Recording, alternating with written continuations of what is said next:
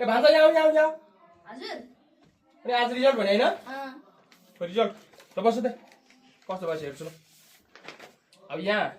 सबैमा A+ आएर आइन्छ सबैमा 50/50 आएर आइन्छ म त गोदै हान्छु अब मैले है यो ग्रेड सिट अहिले हेर्नु पर्ला पर्दैन यहीँबाट हेर्छु है त यसमा नि 50 ठिक छ ल इङ्ग्लिसमा पनि 50 मा 50 गुड हेरौँ है साइन्समा पनि 15/50 नेपालीमा पनि 15/50 गुड यस्तो हुनुपर्छ है अब चाहिँ ठिक छ है मान्छे ल गएर बेजत म्याथमा चाहिँ 46 छ ल म्याथ टिचरको भान्जो भएर म्याथमा चाहिँ 46 ल्याउनु भएन यस्तो पाराले भएन कानेर बिग्रेछ मलाई अरू त खाएन अब त्यो कसरी यो गर्यो म्यामले मैले सही एन्सर लेखाए पनि मार्क्स दिनु भएन त खोइ यहाँ मिस्टेक छ त यार अनि 16 मा 11 सब्ट्र्याक्ट गर्दा कहिले 0 हुन्छ ए बा दशमी है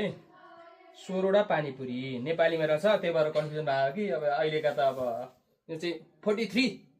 भन्यो भने बुझ्छन् 43 भने कति हो भन्दाखेरि बुझ्दैनन् यता आउँछन् त्यो भएर हो कि हेरौँ है त 16 वटा पानीपुरी बनाउनु हो 4 वटा तिमीलाई 7 वटा दिदीलाई भनेपछि 7 4 कति भयो 11 ठिक छ त 16 मा अनि 11 घटाउँदाखेरि सब्ट्र्याक्ट गर्दाखेरि 5 आउनु पर्नेमा 0 लेखा त कहाँ हुन्छ एकचोटी लास्टमा राम्रोसँग गर्नु त राम्रो भने चाहिँ कसरी थियो एकदम त्यो सजाएर गर्नु हो तै पनि ल राम्रोसँग त तिम्रो मम्मीले खाजामा पानीपुरी बनाउनु भएछ तिमीलाई र दिदीलाई एउटै प्लेटमा 16 वटा पानीपुरी दिनुभयो जसमध्ये तिमीले 4 वटा र दिदीले 7 वटा पानीपुरी खानुभयो भने अब प्लेटमा कतिवटा पानीपुरी बाँकी छन् अनि यस्तो व्यवहारिक प्रश्न छ मैले अनि यस्तै सिकाएको थिएँ नि हिजो यस्तै खालको क्वेसन सिकाएन व्यवहारिक आउँछ अहिलेको चाहिँ सबै चाहिँ क्वेसनहरु व्यवहारिक हुन्छ हाम्रो डेली लाइफमा युज हुने खालको चाहिँ क्वेसनहरु हुन्छ भनेर त्यत्रो सिकाएको झन् यो खतमै बनायो यार तिमीले के गरे होला यस्तो व्यवहारिक प्रश्न यस्तो चाहिँ बिगार हुन्छ मेरो दिदी पानीपुरी लभर मैले एउटा आधार दिदीले 3 खानुहुन्छ मैले 4 आधार दिदी 12 खानुहुन्छ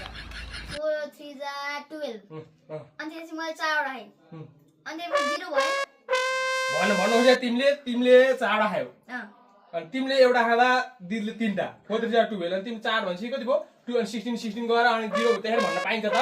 क्वेसन नि भने खा त यस्तो व्यवहारिक प्रश्न छ एन्सर पनि व्यवहारिक दिनु पर्यो नि त क्वेसन पनि व्यवहारिक मैले लेखेको एन्सर पनि व्यवहारिक क्वेसन पनि व्यवहारिक एन्सर पनि व्यवहारिक अनि मिसले चेक गर्दाखेरि अव्यवहारिक चेक गरेर हुन्छ के बोले भाइ अब के बोले ल मैले नसक्ने भाइ यी अल्फा जेनेरेसनको मान्छेसँग मैले नसक्ने भाइ प्रभु